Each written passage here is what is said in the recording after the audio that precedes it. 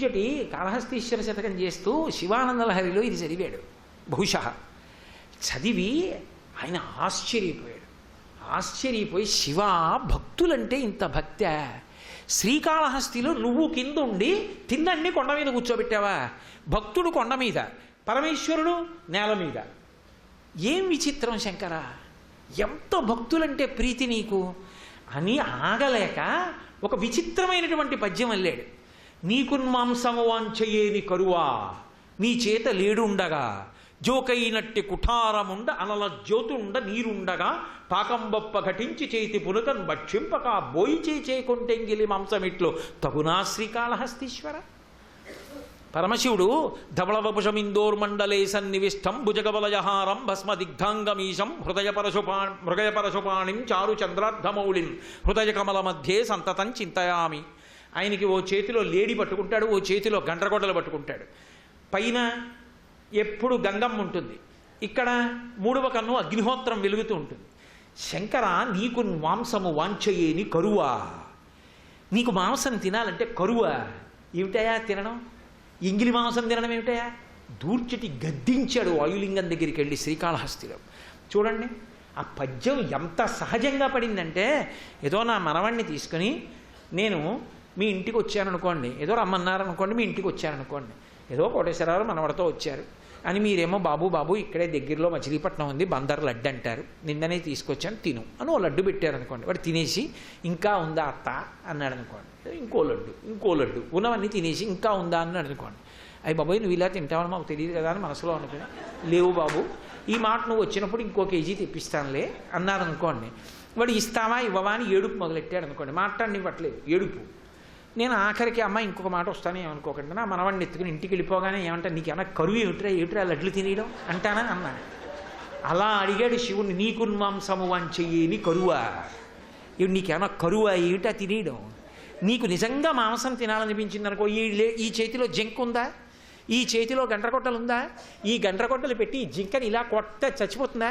దాని మాంసం ఇలా చేత్తో తీసుకుని ఈ చేతిలో బ్రహ్మకపాలం ఉందా కింద, అందులో పడేసుకొని పైన గంగం ముందు కాసి నీళ్లు పోసుకొని మూడో కన్నా అగ్నిహోత్రం మీద ఉడకేసుకుంటే వంటింట్లోకి వెళ్ళక్కర్లేదు, తినచ్చు. మానేసి ఎంగిలి మాంసం తినడం ఏమిటి? నీకున్మాంసము వాంఛయేని కరువా, నీ చేత లేడుండగా జోకైనట్ట కుఠారముండ అనల జ్యోతుండ నీరుండగా పాకంబొప్ప ఘటించి చేతి పునుకన్ భక్షింపక బోయచే చేకుంటెంగిలి మాంసమిట్లు తగునా శ్రీకాళహస్తీశ్వర. భక్తుడైన వాడికి అంత దిగిపోతాడు పరమాత్మ. ఆయనకి కావలసింది భక్తి తప్ప ఇంకొక పటాటోపం ఆయనకి ఎందుకు? అందుకే శంకర భగవత్పాదులు అంటారు ఒక తోట, నువ్వు వటుర్వా గేహీవా ఇతిరిపి జటీవా తదితరో నరోవా యక్కశ్చిద్భవతు భవ కింతేన భవతి యదీయం హృత్పద్మం యది భవతధీనం పశుపతే తదీయస్త్వం శంభో భవసి భవభారంచవాసి. నువ్వు ఉపనయనం చేసుకున్న వటువా, గృహస్థాశ్రమంలో ఉన్నావా, సన్యాసివా, వానప్రస్థువా, ఇవన్నీ పరమాత్మకెందుకు? నువ్వు ఆయన పాదముల దగ్గర మనసు పెట్టిన వాడివైతే చెప్పు, నీ వెంట పరిగెడతాడు పరమాత్మ. ఆ భక్తి సనాతన ధర్మంలో అంత గొప్పది. భక్తి అంటే మౌఢ్యం అనుకోకండి, అంతటా ఆయన ఉన్నాడు అన్న నమ్మకం, ఆయన చెప్పినట్లు బ్రతకాలి అన్న మార్గం, అది భక్తి. అందుకే భక్తి మౌఢ్యము కాదు. భక్తి ఎక్కడ ఉంటుందో అక్కడ ధైర్యం ఉంటుంది, భక్తి ఎక్కడ ఉంటుందో అక్కడ భయం ఉంటుంది. అమ్మో రేపు పరమేశ్వరుడు ఒప్పుకుంటాడా నేను ఇలాంటి పని చేస్తే? తప్పు పని చేయడు, భయం ఉంటుంది. భగవంతుడు ఉన్నాడన్న నమ్మకం ధైర్యాన్ని ఇస్తుంది. వాడు ఉండగా నాకేం భయం, నేను ముక్కుసూటిగా రుజువర్తనతో ధార్మికంగా బ్రతకడానికి నాకేం కష్టం, ఇంతమందిని ఆదుకున్న నా స్వామి నన్ను ఆదుకుంటాడు, ఆ నమ్మకంతో నిలబడతాడు.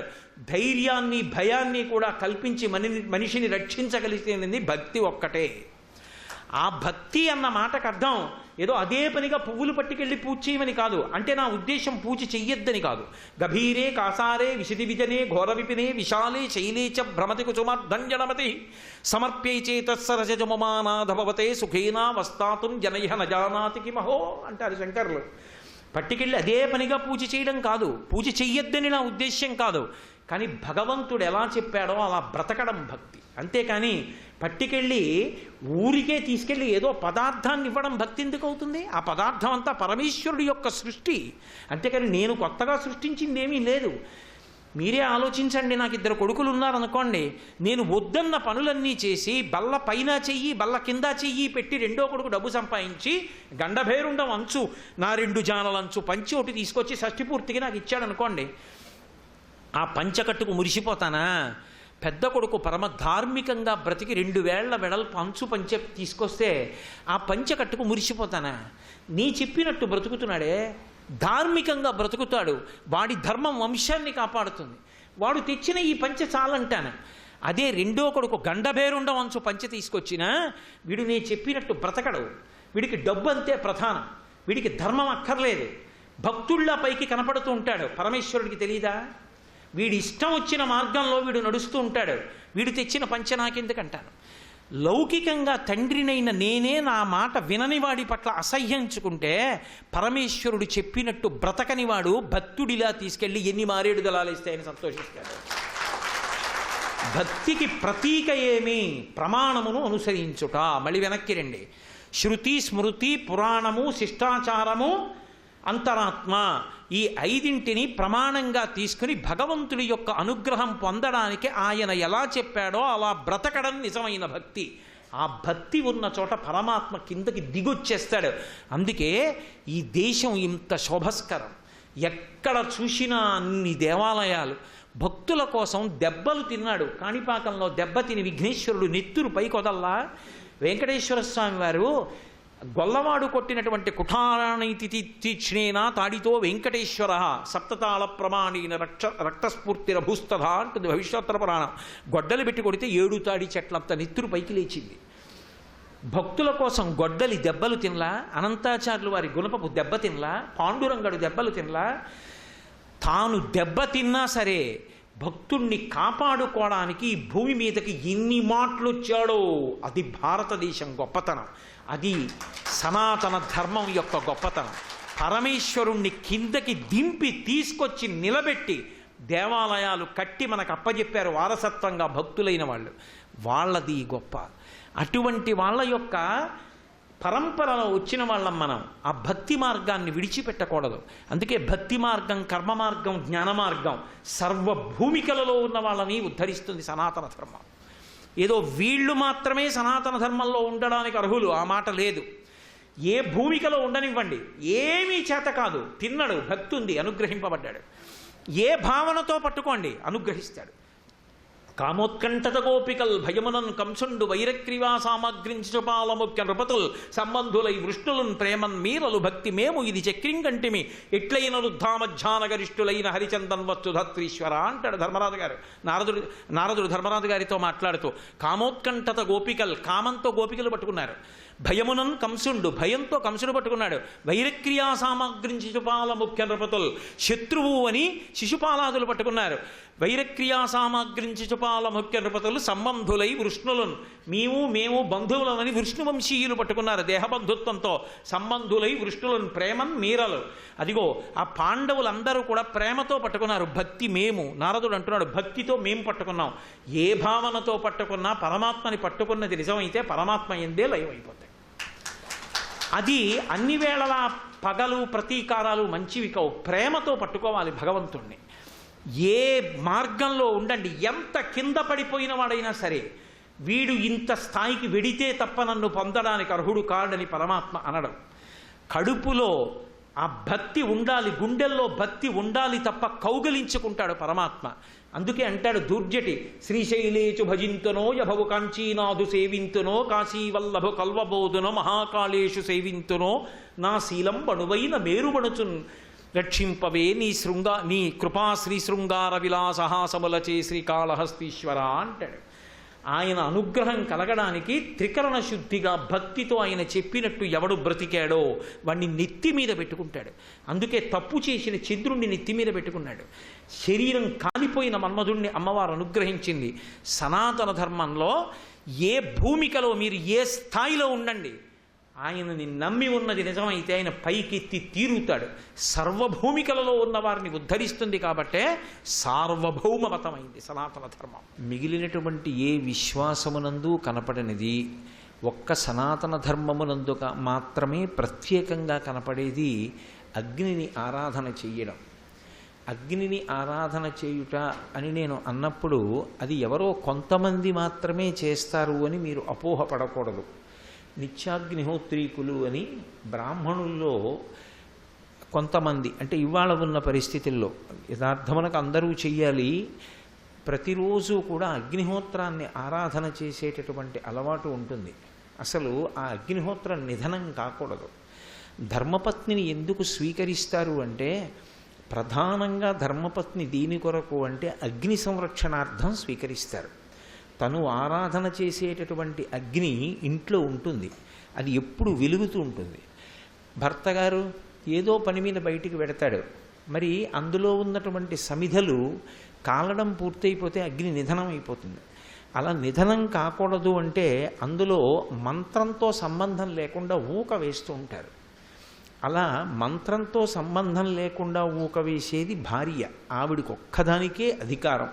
శ్రియమిచ్చేత్ హుతాశన అని సమస్తమైన ఐశ్వర్యములు ఎందులోంచి వస్తాయి అంటే అగ్ని ఆరాధనలోంచి వస్తాయి.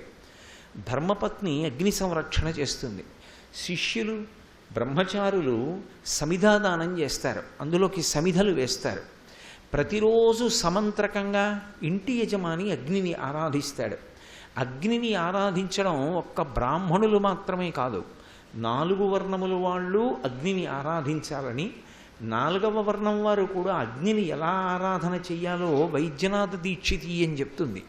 అందరూ అగ్నిని ఆరాధించాలి. అసలు నేను మీతో ఒక పరమసత్యాన్ని ఆవిష్కరించాలి అంటే, సనాతన ధర్మమునందున్నటువంటి ప్రతి ఒక్కరూ అగ్ని ఆరాధకులే. అందుకే భట్టారక శబ్దంతో పిలుస్తారు అగ్నిహోత్రుణ్ణి. భట్టారక అన్న పేరు వేసి పిలిస్తే పరమ పూజనీయుడు, పరమ గౌరవనీయుడు అని గుర్తు. శృంగార భట్టారక అని కాళిదాసు గారికి పేరు, అలాగే క్రోధ భట్టారక అని దుర్వాసో మహర్షికి పేరు, లలిత పరాభట్టారిక అమ్మవారికి పేరు, అగ్నిభట్టారక అగ్నిదేవుడికి పేరు. భట్టారక అంటే పరమ పూజనీయుడు, గౌరవనీయుడు, వందనీయుడు, అన్ని వేళలా నమస్కరింపదగినవాడు. ఆయనని నిరసన చెయ్యకూడదు అని దాని అర్థం. మీరు చూడండి, మన పూజ కూడా అగ్నితో ప్రారంభమై అగ్నితో పూర్తవుతుంది. దీపం ప్రజ్వాల్య అని దీపం వెలిగిస్తాం. ఆ దీపం వెలిగించడం దగ్గర ప్రారంభం. మళ్ళీ పూజ పూర్తయిపోయేది పవమానాసుతుడు పట్టు పాదారవిందములకు అంటూ నీరాజనం ఇస్తాం. మళ్ళీ జ్వాలతో పూజ పూర్తయిపోతుంది. అగ్నిని ఆరాధించకుండా ఎవ్వరూ ఉండరు. అందుచేతనే ఆఖరికి శరీరం అంతా పడిపోయిన తర్వాత, అంటే మృత్యు వచ్చిన తర్వాత, తండ్రి శరీరాన్ని కొడుకు తీసుకెళ్ళిపోయేటప్పుడు కొన్ని మంత్రాలు చెప్తాడు.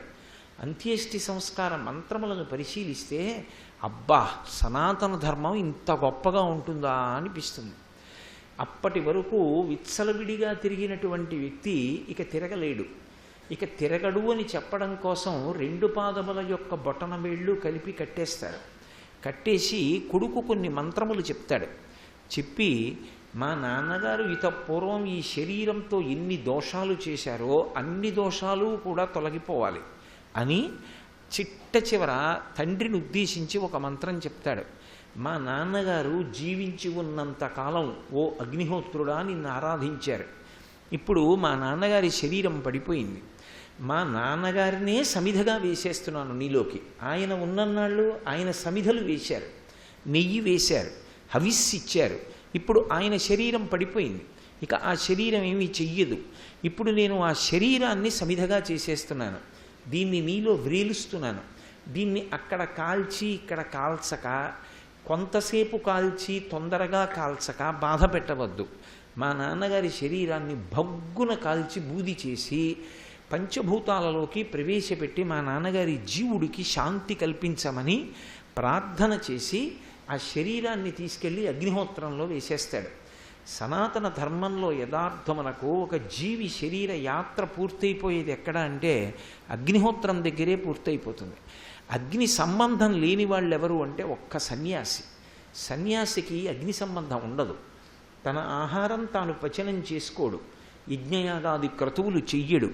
అందుకే సన్యాసి కనపడితే నకర్మణ ప్రజయాధనీన త్యాగేనైకే అమృతత్వమానసు పరేణ నాకం నిహితం గుహాయాం విభ్రాజతే తజ్జతయో విశంతి అని ఆ ఉపనిషత్తులో ఉండేటటువంటి మంత్రములను చెప్తారు.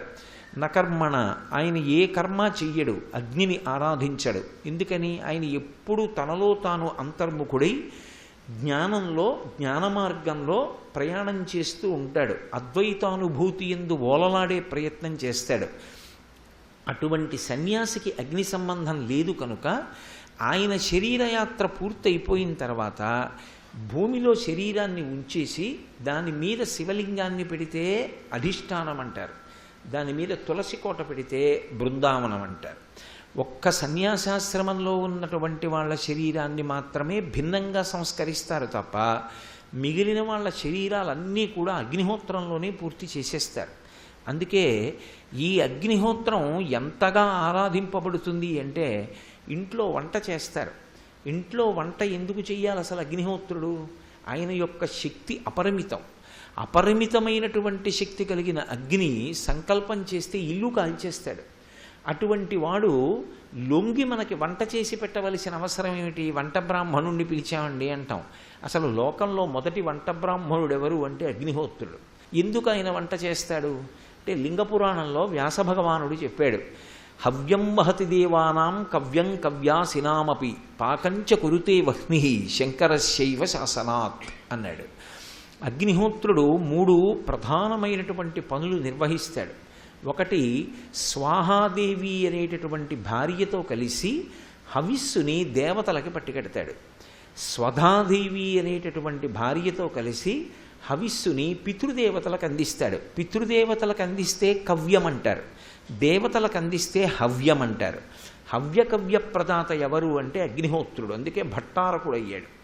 హవ్యం వహతి దేవానాం కవ్యం కవ్యాసినామపి పాకంచ కురుతే వహ్ని. 3వ మహోపకారం, ప్రతి ఇంటిలోనూ ఆయన ఆహారాన్ని పచనం చేస్తాడు. అందుకే ఆడవాళ్ళకు ఒక ధర్మం చెప్తారు.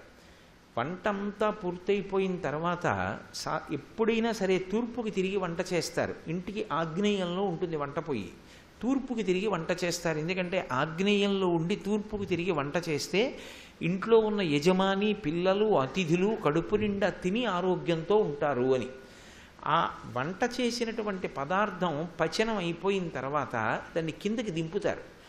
కిందకి దింపినప్పుడు పొయ్యి మించి దింపిన పదార్థాన్ని దక్షిణ దిక్కు వైపుకి దింపరు. దక్షిణ దిక్కు వైపుకి దింపారనుకోండి పొయ్యి మించి, అది పితృదేవతలకు ఆరాధన అయిపోతుంది. దక్షిణ దిక్కుకు యమధర్మరాజు గారు అధిపతి, పితృదేవతలు ఉంటారు. పితృదేవతలు స్వీకరించిన పదార్థాన్ని ఇక దేవతలు ముట్టుకోరు. అందుకని దక్షిణానికి దింపరు, దింపకుండా ఉత్తరానికి దింపుతారు. ఉత్తర దిక్కు వైపుకి దింపి ఆ ఉత్తర దిక్కున ఉన్నటువంటి అన్నం పైకి తేలిన దాంట్లోంచి 4 మెతుకులు తీసి ఓ నేతి చుక్క చేతిలో వేసుకుని ఏ అగ్నిహోత్రం మీద పచనం చేశారో ఆ అగ్నిహోత్రంలోకే అమంత్రకంగా, అంటే ఏ మంత్రం చెప్పకుండా ఇంటి ఇల్లాలు మొట్టమొదట ఓ 4 మెతుకులు, నేతి మెతుకులు వేస్తుంది. వేస్తే దాన్ని అగ్నిహోత్రుడు స్వీకరిస్తాడు.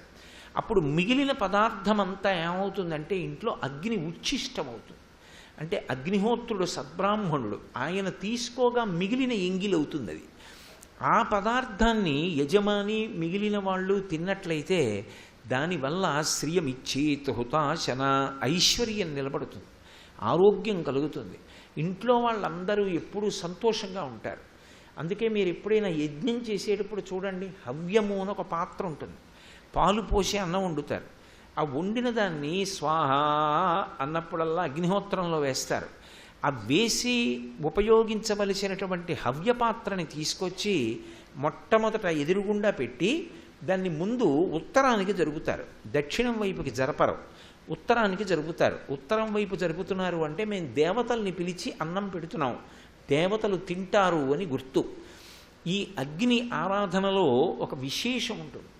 అసలు కొన్ని చోట్ల అమ్మవారి ఆరాధనలో అమ్మవారి మూర్తి పెట్టరు, దీప పూజ అని చేస్తారు. ఇప్పటికీ కేరళ లాంటి రాష్ట్రాల్లో ఆ సంప్రదాయం ఉంది. ఒక్క దీపం ఒకటే పెడతారు. దీపం ఒక్కటి పెట్టి దీపానికే సమస్తమైనటువంటి ఉపచారాలతోటి పూజ చేసేస్తారు. దీపం నపుంసకలింగం, పరంజ్యోతి అంటారు. అందుకే మీరు చూడండి, మీరు ఏ సహస్రనామ స్తోత్రం చదవండి, ఏ అష్టోత్తరం చదవండి, పరంజ్యోతి అన్న నామం మాత్రం తప్పకుండా ఉంటుంది. ఆ జ్యోతికి చేసినటువంటి ఆరాధన ప్రధానంగా అమ్మవారికి చెందుతుంది. అందుకే ఇప్పటికీ దక్షిణ దేశంలో ఒక్కొక్కసారి దీపారాధన ఉత్సవములు అని దీపాలు పెట్టి దీపాలకి పూజ చేసేటటువంటి ఉత్సవం చేస్తారు. దీపం అంత శక్తివంతం, అగ్ని ఆరాధనం అంత శక్తివంతం. యజ్ఞము, హోమము, బలిహరణము అని 3 పేర్లు మనకి తరచుగా వినపడుతూ ఉంటాయి. యజ్ఞము అంటే యజ్ఞశాల నిర్మాణం చేస్తారు.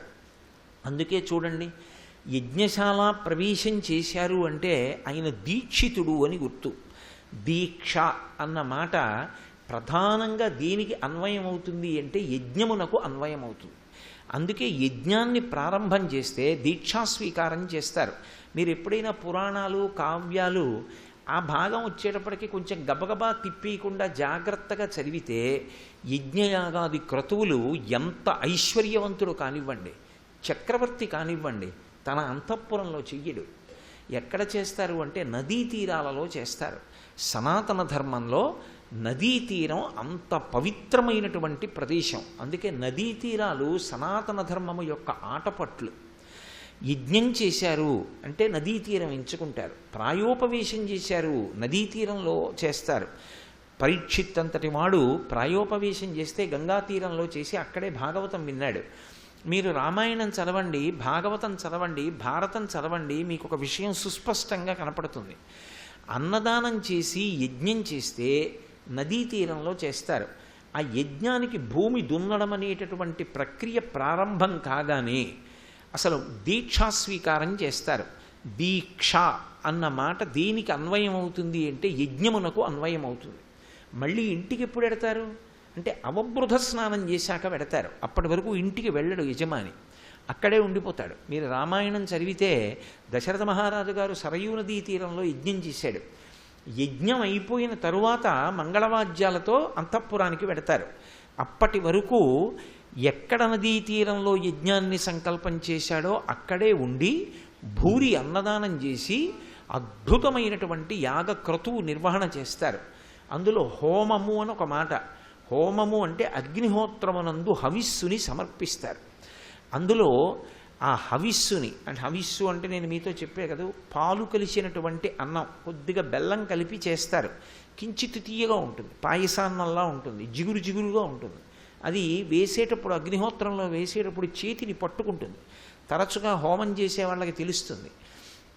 అది పట్టుకుంటుంది కాబట్టి పక్కన ఆజ్య పాత్ర పెట్టుకుంటారు. నీతి పాత్ర పెట్టుకుని చెయ్యి నీతిలో ముంచి ఒకసారి వేళ్ళు కడుక్కుంటూ ఉంటారు. నీతితో కడుక్కుంటే మళ్ళీ హవ్యాన్ని ముట్టుకున్నప్పుడు ఆ హవిస్సు పడుతుంది దేవతలను ఉద్దేశించినప్పుడు. ఈ యజ్ఞమునందు 4 ప్రధానమైనటువంటి అంగములు ఉంటాయి.